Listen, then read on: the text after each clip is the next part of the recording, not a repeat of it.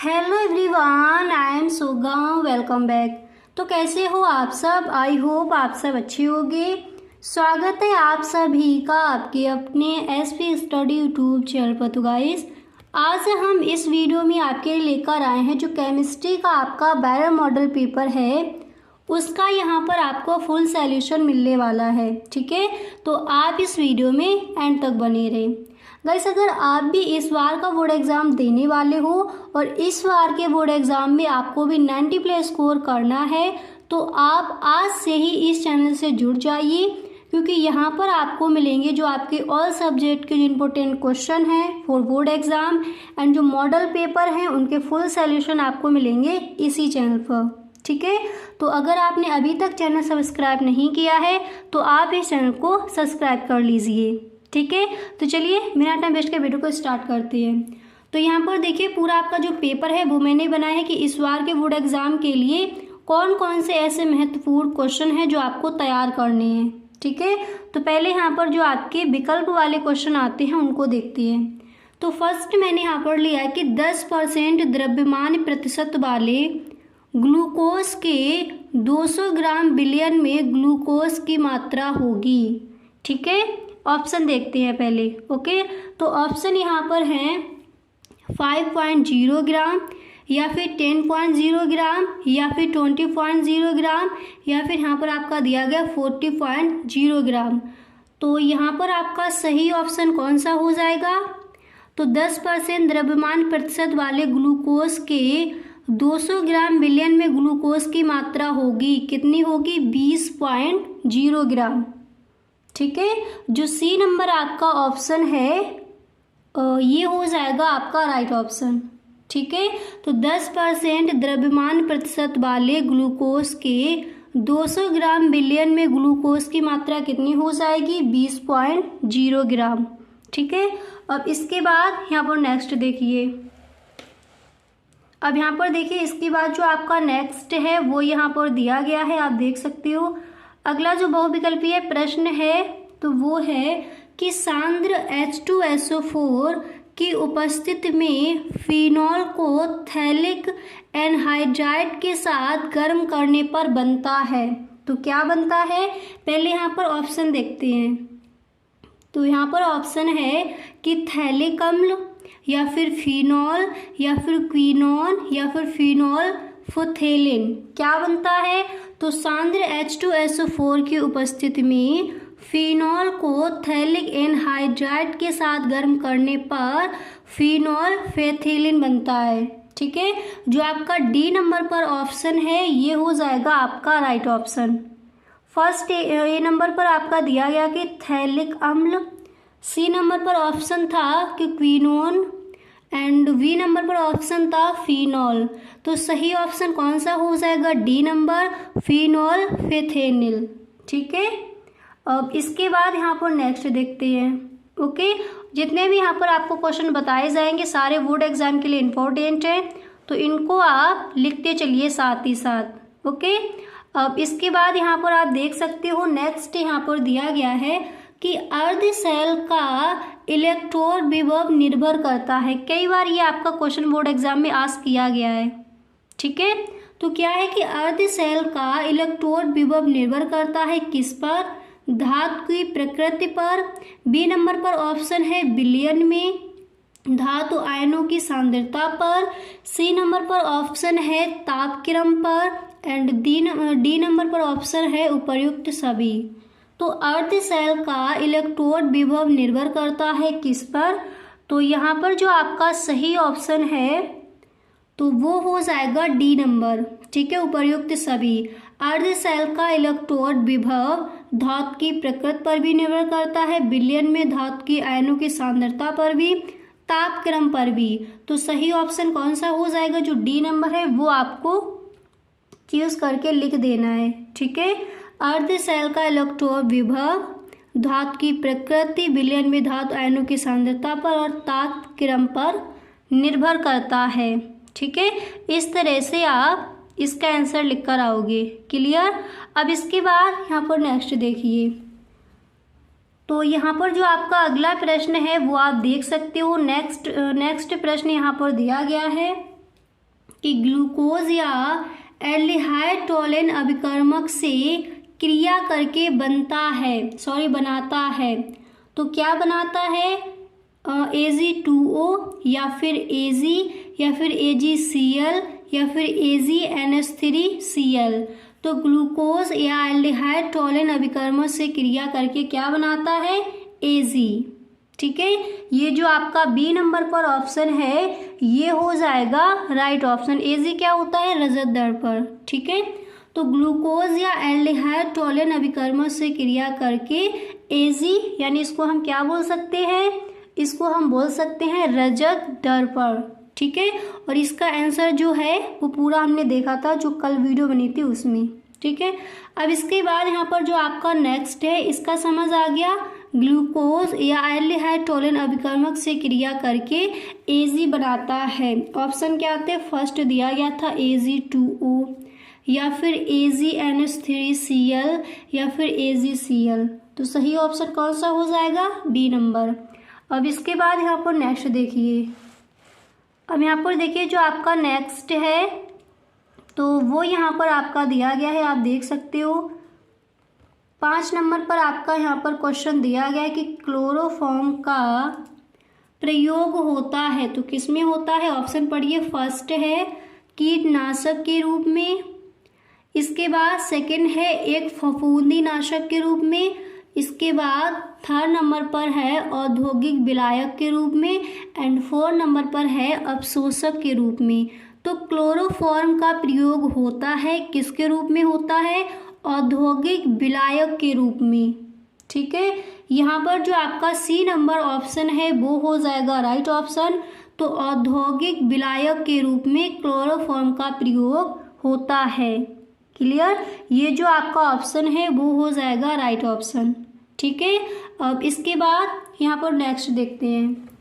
अब इसके बाद यहाँ पर देखिए जो आपका अगला प्रश्न है 6 नंबर पर जो आपका क्वेश्चन है तो वो यहाँ पर दिया गया है, आप देख सकते हो। जो नेक्स्ट प्रश्न है वो यहाँ पर है कि निम्न तत्वों में से लैंथेनाइड तत्व है। निम्न तत्वों में से लैंथेनाइड तत्व है।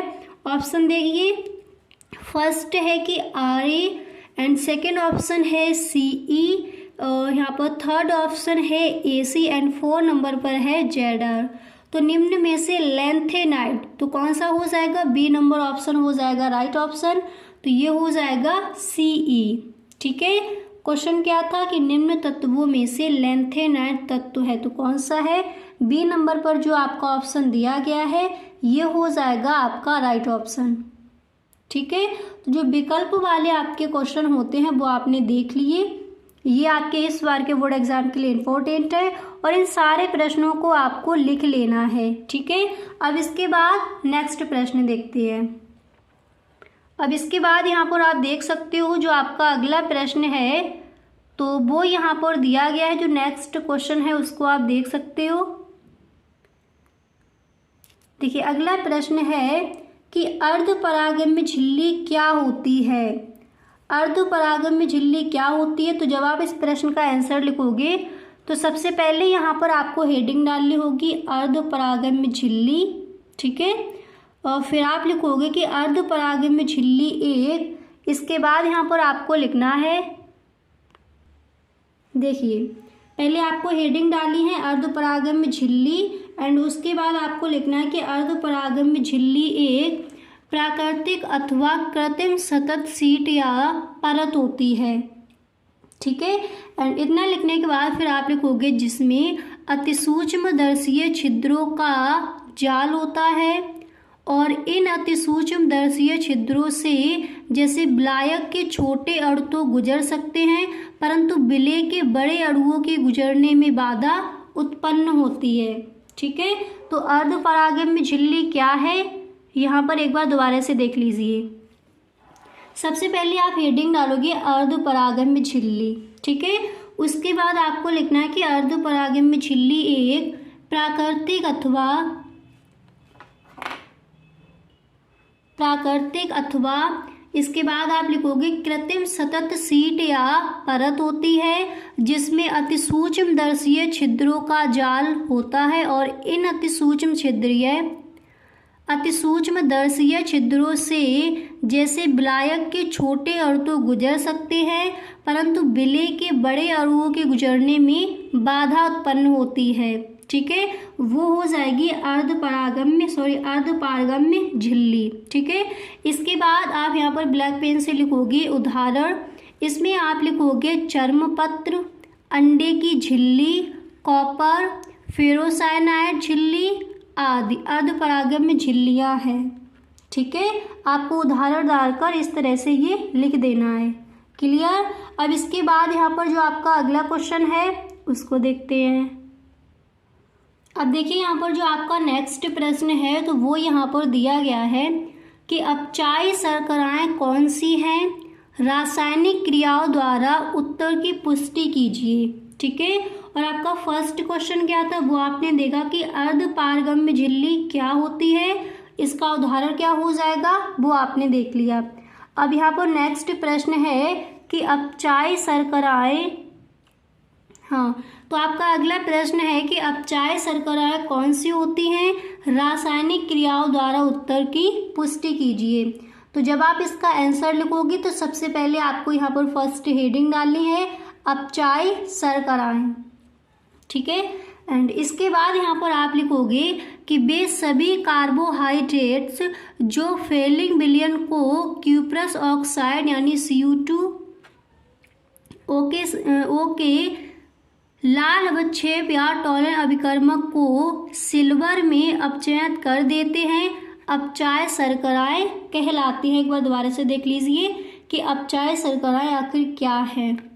देखिए वे सभी कार्बोहाइड्रेट्स जो फेलिंग विलयन को क्यूप्रस ऑक्साइड यानी Cu2O के लाल अवक्षेप या टॉलन अभिकर्मक को सिल्वर में अपचयित कर देते हैं, अपचायी शर्कराएं कहलाती हैं। ठीक है, इसके बाद आप लिखोगे सभी मोनोसैकेराइड, डाइसैकेराइड, सुक्रोज को छोड़कर अपचायी शर्करा है। ठीक है, इस तरह से आप लिखोगे तो समझ आ गया कि अपचायी शर्करा क्या है। इस तरह से आपको इस प्रश्न का आंसर लिखना है। ठीक है, अब इसके बाद यहाँ पर देखिए आपको रिएक्शन करके भी दिखा देना है। अब यहाँ पर देखिए आपको इस तरह से इसकी रिएक्शन भी बता दें। तो आपका क्वेश्चन क्या था कि अपचायी शर्कराएं कौन सी होती हैं, रासायनिक क्रियाओं द्वारा उत्तर की पुष्टि कीजिए। ठीक है, तो देखिए CHO, CHOH का होल 4, CS2OH ये क्या है ग्लूकोज, Ag2O टॉलन अभिकर्मक, तो इधर क्या हो जाएगा 2Ag। ठीक है, 2Ag ये क्या हो गया रजत दर्पण, COOH सिंगल बॉन्ड CHOH का होल 4, फिर यहाँ पर आप लगाओगे सिंगल बॉन्ड CS2OH। अब यहाँ पर देखिए C के कितने हैं 1 और ये हो गए 5 और एक यहाँ पर क्या कितने हो गए 6। ठीक है, अब इधर देख लीजिए C के कितने हैं 1 2, ठीक है, देखिए 1 और ये 4 कितने हो गए 5 और यहाँ पर देखिए 5 और ये कितने हो गए 6। ठीक है, इसी तरह से आपको काउंट कर लेनी है। तो रिएक्शन समझ में आ गई। देखिए CHO सिंगल बॉन्ड CHOH का whole 4, CS2OH glucose, Ag2O Tollens अभिकर्मक, 2Ag, तो Ag ये क्या है रजत दर्पण, COOH सिंगल बॉन्ड CHOH का होल 4 सिंगल बॉन्ड CS2OH, ये क्या निकल के आ गया ग्लूकोनिक अम्ल। ठीक है, इस तरह से आप इस प्रश्न का आंसर लिख कर आओगे। अब इसके बाद यहाँ पर जो आपका नेक्स्ट क्वेश्चन है उसको देखते हैं। तो देखिए यहाँ पर जो आपका अगला प्रश्न है तो वो यहाँ पर आपका दिया गया है। जो नेक्स्ट क्वेश्चन है उसको आप देख सकते हो। अगला प्रश्न है कि न्यूक्लिक अम्ल से आप क्या समझते हैं, उदाहरण देकर समझाइए। ठीक है, तो इसका जब आप आंसर लिखोगे तो सबसे पहले आपको हेडिंग डाली होगी न्यूक्लिक अम्ल। ठीक है, हेडिंग डालने के बाद आप लिखोगे कि न्यूक्लिक अम्ल वे जैव अणु होते हैं जो सभी जीवित कोशिकाओं के नाभिकों में न्यूक्लियोप्रोटीन अथवा गुणसूत्र के रूप में पाए जाते हैं। न्यूक्लिक अम्ल क्या है, न्यूक्लिक अम्ल वे जैव अणु होते हैं जो सभी जीवित कोशिकाओं के नाभिकों में न्यूक्लियोप्रोटीन अथवा गुणसूत्र के रूप में पाए जाते हैं। फिर आप लिखोगे कि न्यूक्लिक अम्ल। इतना लिखने के बाद आप लिखोगे न्यूक्लिक अम्ल 2 प्रकार के होते हैं, ठीक है। कौन कौन से? DNA, RNA. डीएनए का पूरा नाम क्या है? डीऑक्सीराइबोस न्यूक्लिक अम्ल, और आरएनए का राइबोस न्यूक्लिक अम्ल, ठीक है। तो न्यूक्लिक अम्ल 2 प्रकार के होते हैं, कौन कौन से? DNA, RNA.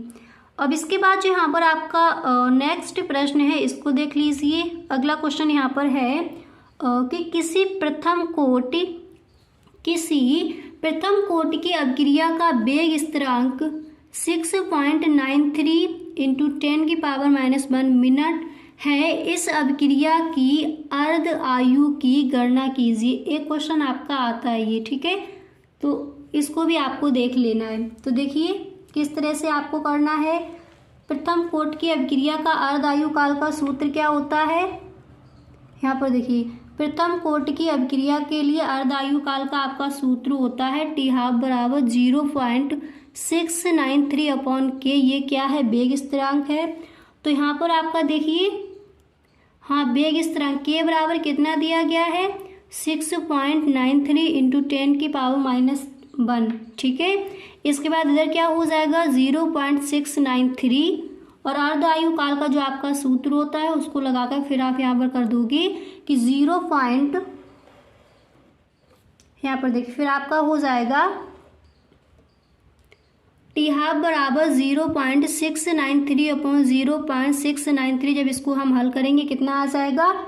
1 मिनट, ठीक है। अब इसके बाद जो आपका अगला प्रश्न है उसको देखते हैं। अब यहाँ पर देखिए, जो आपका नेक्स्ट प्रश्न है तो वो यहाँ पर दिया गया है कि अभिक्रिया की कोटि से आप क्या समझते हैं? प्रथम कोटि की अभिक्रिया के वेग स्थिरांक का व्यंजक लिखिए, ठीक है। ये क्वेश्चन है। तो जब आप इस प्रश्न का आंसर लिखोगे तो सबसे पहले आप हेडिंग डालोगे अभिक्रिया की कोटि। फिर आप इसमें लिखोगे कि किसी रासायनिक अभिक्रिया में भाग लेने वाले अभिकारक पदार्थों के उन अणुओं की संख्या जिनका सांद्रण अभिक्रिया की प्रगति में परिवर्तित होता है, अभिक्रिया की कोटि कहलाती है, ठीक है। इसका आंसर आप इस तरह से लिख कर आओगे। एक बार दोबारा से देख लीजिए, अभिक्रिया की कोटि क्या है? देखिए, किसी रासायनिक अभिक्रिया में भाग लेने वाले अभिकारक पदार्थों के उन अणुओं की संख्या जिनका सांद्रण अभिक्रिया की प्रगति में परिवर्तित होता है, अभिक्रिया की कोटि कहलाती है। इसके बाद इसका जो उदाहरण है वो क्या हो जाएगा उसको देख लीजिए। फिर आप लिखोगे कि CH3COO2 प्लस H2O। इधर क्या हो जाएगा? CH3COOH प्लस C2H5OH, ठीक है। इसके बाद यहाँ पर पूछा गया कि प्रथम कोटि की अभिक्रिया के वेग स्थिरांक का जो व्यंजक है वो ज्ञात कीजिए। अब गाइस ये देखेंगे हम नेक्स्ट वीडियो में, ओके। तो गाइस आज के लिए बस इतना ही, मिलते हैं नेक्स्ट वीडियो में। अगर सच में आपको ये वीडियो पसंद आया है तो आप इस वीडियो को एक लाइक ज़रूर कर दें, और यदि आप इस चैनल पर पहली बार आए हो तो इस चैनल को सब्सक्राइब कर लेना एंड बेल आइकन को भी प्रेस कर देना, ताकि वीडियो की जो भी नोटिफिकेशन हो वो सबसे पहले आपके पास पहुँचे। वीडियो अच्छा लगा हो तो इस वीडियो को आप अपने सभी दोस्तों में एक बार शेयर ज़रूर करें, okay. Thank you so much.